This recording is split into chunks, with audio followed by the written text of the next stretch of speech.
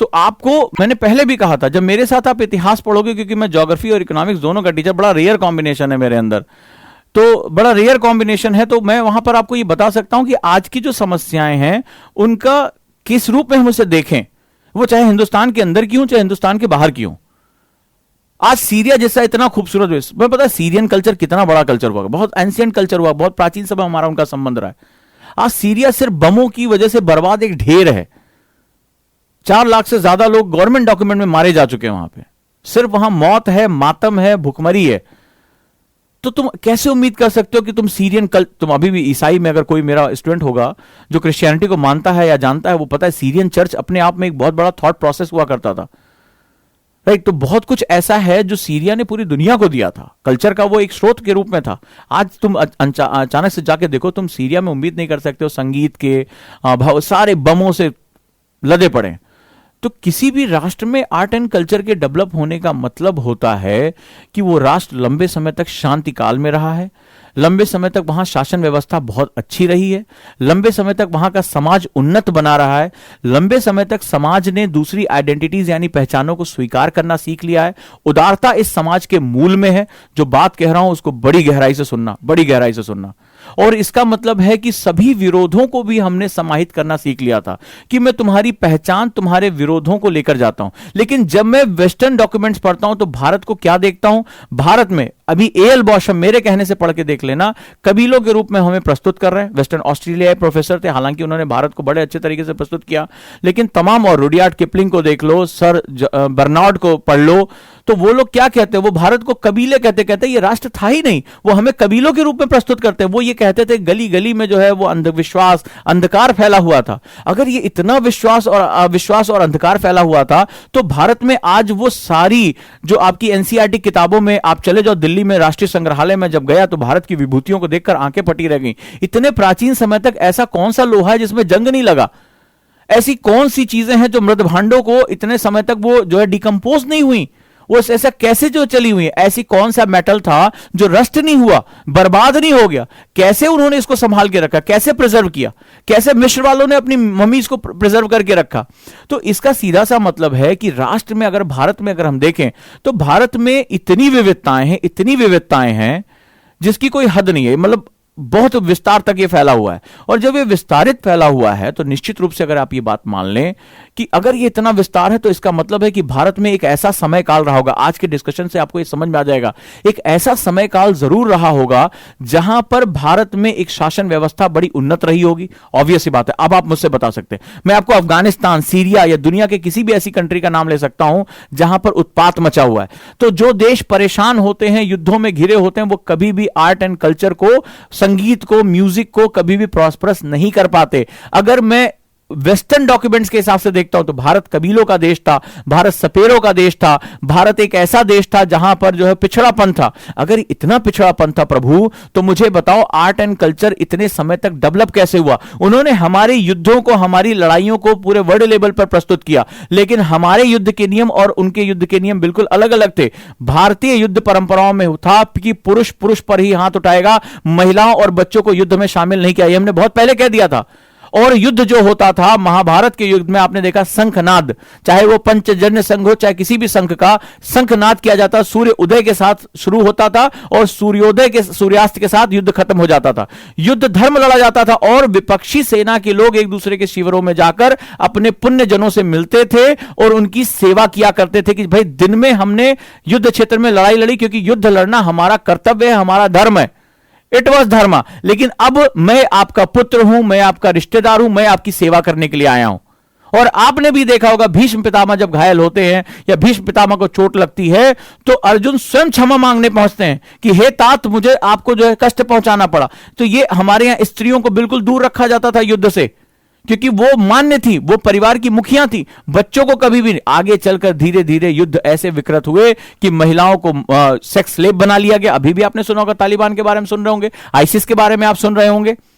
तो मैं जो आपको पढ़ाने की कोशिश कर रहा हूं वो ये है कि वर्तमान में आपके पास तर्क होने चाहिए, वैज्ञानिक तर्क होने चाहिए कि बताओ मेरे प्रभु कि इतनी हमने आर्ट एंड कल्चर बनाया, इतना हमने तरह तरह का, आप जाएं, आप भारत की वास्तुकला के बारे में अध्ययन करना शुरू करें।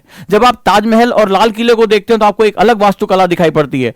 जब आप साउथ इंडिया के मंदिरों को जाते हैं अलग, नॉर्थ इंडिया में अलग, राजपूताना शैली में जाते हैं आपको अलग, जब आप पहाड़ी क्षेत्रों में जाते हैं तो आपको बिल्कुल अलग वास्तु दिखाई पड़ता है। इतनी विविधता एक ऐसे राष्ट्र में कैसे आ सकती है जहां वर्षों वर्षों तक तुम्हारे हिसाब से पिछड़ापन, एक राष्ट्र के रूप में ना होकर कबीलाई संस्कृति, एक जो है वो पिछड़ा राजनीतिक व्यवस्था। उन्होंने कहा कि भारत के पास तो कभी शासन व्यवस्था थी नहीं, उन्होंने एक सिरे से इनकार कर दिया। अगर तुमने एक सिरे से इनकार कर दिया तो मेरे आर्ट एंड कल्चर के जो आज मजबूती से खड़े साक्ष्य हैं, जो इतने वर्षों के बाद भी हिले नहीं, वो तुम्हारे इस मुंह पे एक थप्पड़ मार रहे हैं, वो तुम्हारी इस बात का अपोज करो। और बड़ी मजेदार बात है कि हम भारतीय अपनी इस सड़ी हुई शिक्षा व्यवस्था के साथ कभी हम उनका अपोज ही नहीं कर पाए, कभी बता नहीं पाए कि खोल अपनी आंखें, 400 साल पुराना हुआ है तू लोकतंत्र में, तू देख अपनी आंखें, नाक रगड़ इस पर मेरी जो है वो मेरे उसके सामने है, हजारों सालों से उतने ही जो तेजी से खड़े हुए हैं। तुमने सोमनाथ के मंदिर को कई बार जो है नेस्तनाबूद किया, लेकिन फिर भी हम आर्ट एंड कल्चर आर्किटेक्चर में हम खड़े हुए हैं। तो जाकर उनको समझाओ कि अगर तुम ये कहते हो, पद्मनाभन मंदिर से लेकर जो है वो तमाम वास्तु में, अगर तुम ये बात मुझसे कहते हो कि भारत कभी भी एक राष्ट्र के रूप में नहीं था, एक अच्छी शासन व्यवस्था नहीं थी, एक अच्छा जो है आर्थिक तंत्र नहीं था, और देश की जनता आर्थिक गतिविधियों में नहीं समाई थी, तो चाचा इधर आओ, तुम जरा देखो कि ये आर्ट एंड कल्चर हमारा डेवलप कैसे हुआ। तुमने अभी तक भारतीय संगीत के रागों के बारे में इतना नहीं सुना होगा। रागों को पढ़ाना शुरू कर दिया जाए तो हमारे यहां इतने संगीत के घराने हैं, इतने संगीत के घराने हैं कि तुम्हारी उम्र गुजर जाएगी, तुम्हारा अपना वेस्टर्न म्यूजिक कभी उसके आसपास भी खड़ा नहीं हो पाएगा। तो बोले क्या ये एक दिन में नहीं पैदा हुआ? अगर राग दीपक, राग पलासी, भीमसेन राग, इतने हमारे पास, कर्नाटक संगीत, हिंदुस्तानी संगीत, जो तुम ये संगीतों के बारे में बात कर रहे हो, वो भारत की परंपराओं में, लोक गीतों से लेकर भारत के क्षेत्रों में फैली हुई है। बोले क्या एक दिन में डेवलप हुई है ये तुम्हारी? तो इसका मतलब है कि भारत को तुम किस रूप में हमें दिखा रहे हो, तुम राष्ट्र को किस रूप में हमें दिखा रहे हो। मेरे पास साक्ष्य उपलब्ध है, लेकिन दिक्कत है कि हम भारतीय एक आवाज में कभी हमने उनका विरोध किया ही नहीं कि हमें तुमसे सीखने की जरूरत नहीं, तुम्हें हमसे सीखने की जरूरत है चाचा चौधरी, अब तुम समझ लो। तो ये बहुत इंपॉर्टेंट जो है वो सेगमेंट होता है। और हम भारतीय चूंकि सोए हुए हैं, हम विलुप्त हैं, हम नहीं जानते कि हम आर्ट एंड कल्चर क्यों पढ़ाया जा रहा है। तुमसे आज तक किसी ने डिस्कस नहीं किया होगा।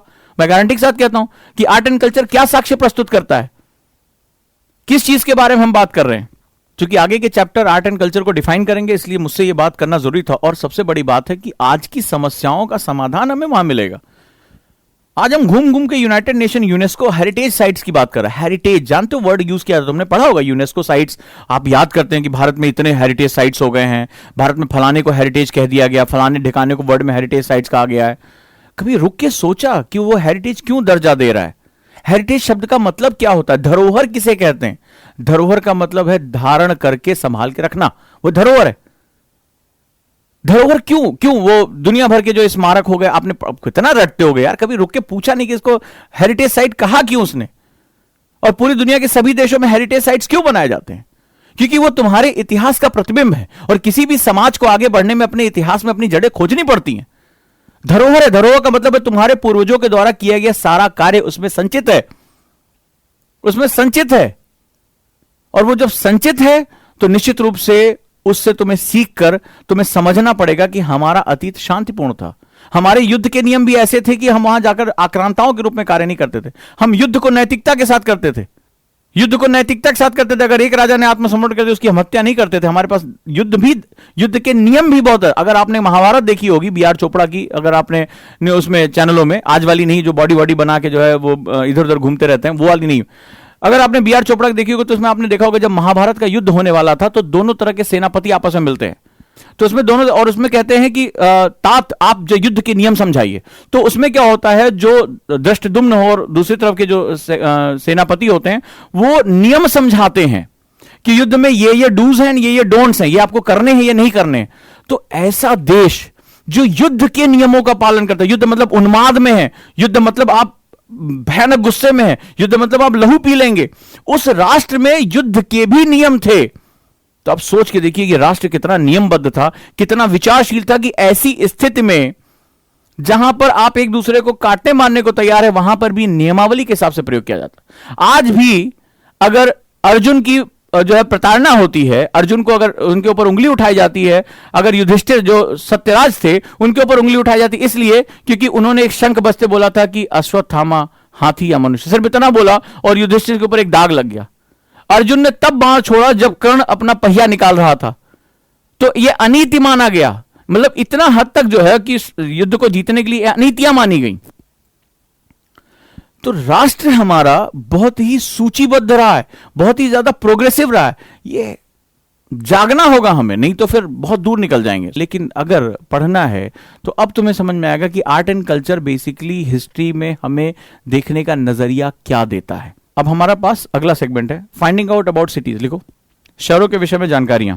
कौन कौन? हमें कहानियां, स्टोरीज, ट्रैवलर्स, यात्री, अगला भी चैप्टर हमारा, स्कल्पचर्स, वास्तु, आर्कियोलॉजी, मूर्तियां और वास्तु हमें शहरों के विषय में जानकारी देते हैं। इसीलिए मेरा लेक्चर बड़ा इंपॉर्टेंट है तुम्हारे लिए। कहानियां, यात्री जो यात्रा वृत्तांत है आप पढ़ते हैं उनके बारे में, मूर्तियां, वास्तु हमें इतिहास की एक प्रमुख जानकारी देते हैं। नेक्स्ट लिखो, मूर्तिकला, स्कल्पचर्स। तो हमने दो तरह की मूर्तियां देखी हमारे यहां भारत में, देखेंगे बहुत तरह की हमारी विविधता है।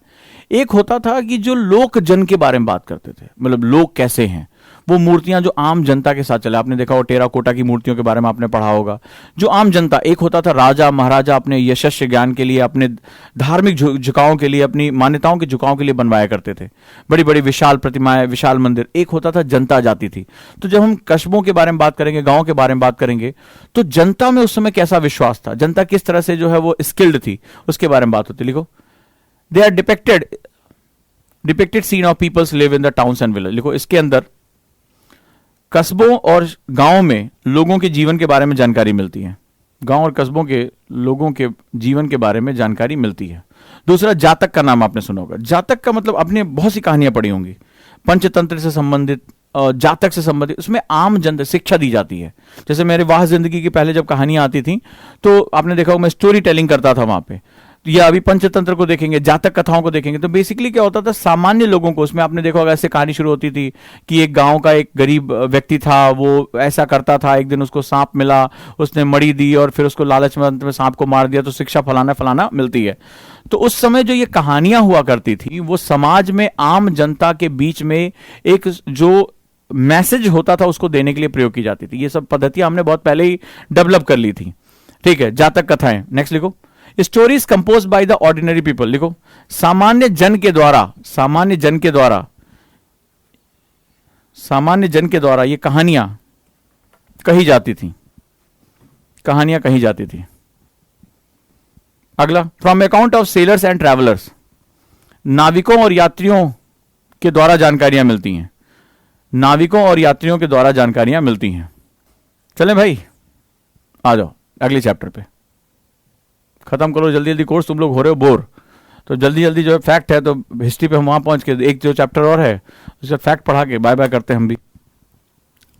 चलो, ट्रेडर्स, किंग्स एंड पिलग्रिम्स। लिखो, व्यापारी, राजा और तीर्थाटन। व्यापारी, राजा और तीर्थाटन क्यों दिया एनसीईआरटी ने चैप्टर? भैया देखो, हम नहीं पढ़ा रहे हैं, एनसीईआरटी दे रहा है, वही पढ़ा रहे हैं। तो अब आपको समझ में आएगा, व्यापारी, राजा, तीर्थयात्री। तीर्थयात्री मतलब अगर आज की डेट में तीर्थ यात्राओं पर अगर तुम जाने की बात करते हो तो बहुत से ज्यादा बैरियर्स लगे हुए हैं। तो जब ये देशाटन के लिए आप निकलते हो, यानी एक देश से दूसरे देश या तीर्थ यात्राओं के लिए जाते हो, तो बहुत सी चीजें आपको पता चलती। जैसे आज आप एक इंडियन है और अगर उसको कैलाश मानसरोवर की यात्रा देने जानी, तुम्हें पता है कैलाश मानसरोवर की यात्रा के लिए वीजा लगता है।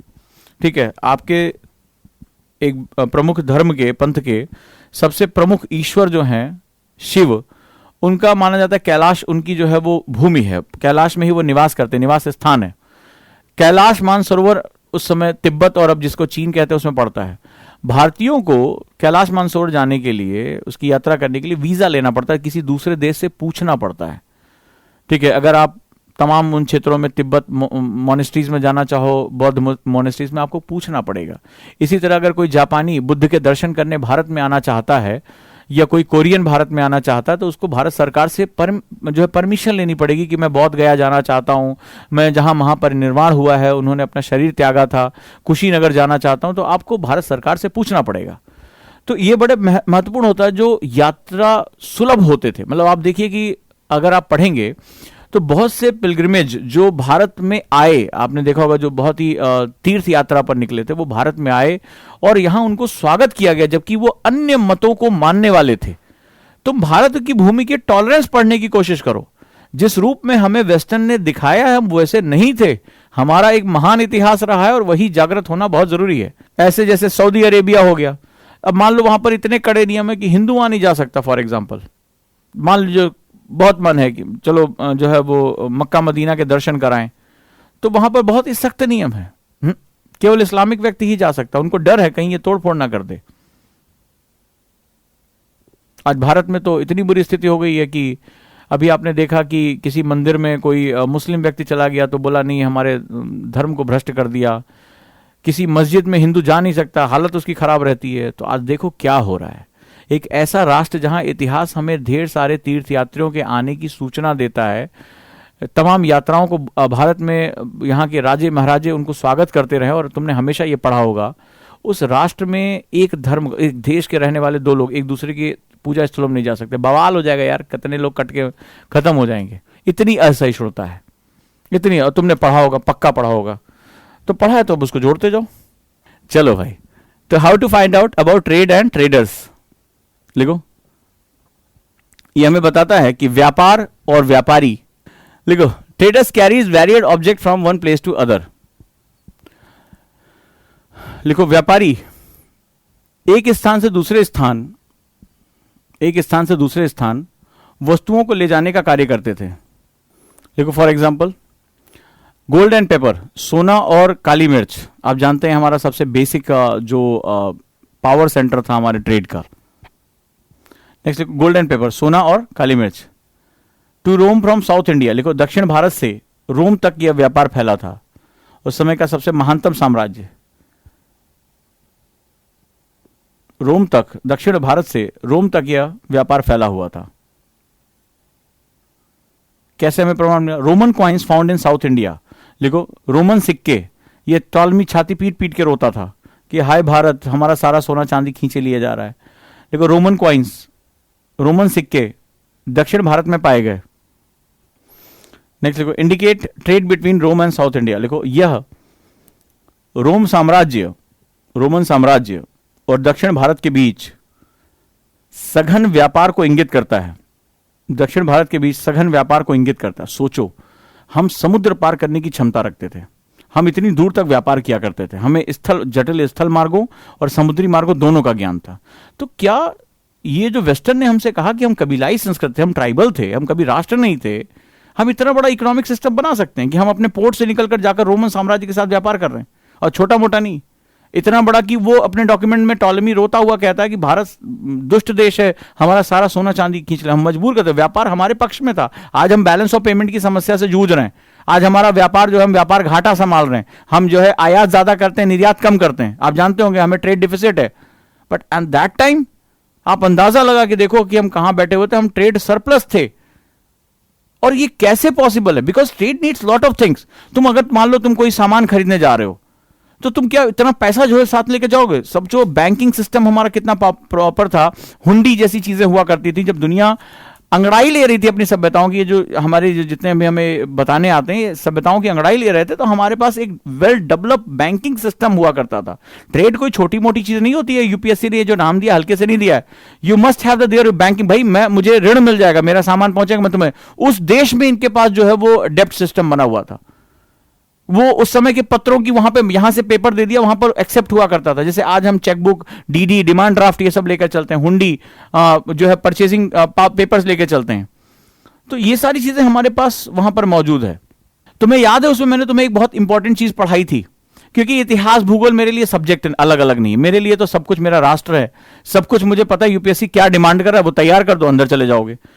तो बेसिकली मैंने जब तुम्हें पढ़ाया था तो उसमें याद होगा मैंने तुम्हें बताया था कि इन्होंने पूछा कि रोमन साम्राज्य क्यों खत्म हो गया, तो तुम्हें बताया था एक समय ऐसा आया कि रोमन साम्राज्य ने क्रिश्चियनिटी को राज्य धर्म बना लिया। याद आ रहा है? और मैंने बताया जब कोई राष्ट्र किसी भी धर्म को अपना लेता है तो अन्य धर्मों के लिए असहिष्णु हो जाता है, इंटॉलरेंट हो जाता है। और बड़े खूबसूरत मैंने एक पूरा ट्री बनवाया था, वर्तमान समय तक तुम्हें लेकर आया था। याद है वो लेक्चर? तो अगर तुम उसको ध्यान से देखोगे तुम्हें सब कुछ समझ में आ जाएगा कि वो साम्राज्य जिन्होंने धर्म को पकड़ लिया, जिन्होंने मतलब रिलीजन को पकड़ लिया, इंटॉलरेंट हुए, उनका पतन निश्चित है। और भारत परंपराओं में इतना उद्विग्न है, इतना जबरदस्त काम कर रहा है, इतना आगे चल रहा, क्यों? क्योंकि इतिहास में कहीं तुम्हें प्रमाण नहीं मिलता कि भारत ने किसी पंथ को धर्म बना लिया हो।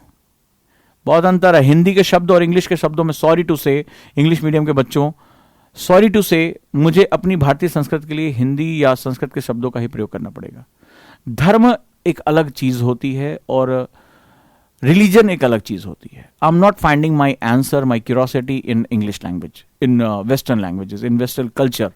I know each and everything. I read lot of books from the Oxford itself. I read the lectures of the Swami जो है क्या नाम है, Radha Krishnan sir, which they deliver in the Oxford. But sorry to say, I'm not finding the right answer in the Western languages. I found the right answer in the Indian itself. Right? ये हमारी भाषा में. So धर्म और पंथ ये दो अलग अलग चीजें हैं। भारत में धर्म अलग था, राजा का धर्म, विद्यार्थी का धर्म, शिक्षक का धर्म, क्षत्रिय का धर्म, योद्धा का धर्म, माता का धर्म, पिता का धर्म। तो धर्म means set of rules, how can you divine your life, अपने जीवन को कैसे आप डिवाइन कर सकते हो, दिव्य कर सकते हो, उन्नत कर सकते हो। Panth is all about how my worship mythologies are or is or was.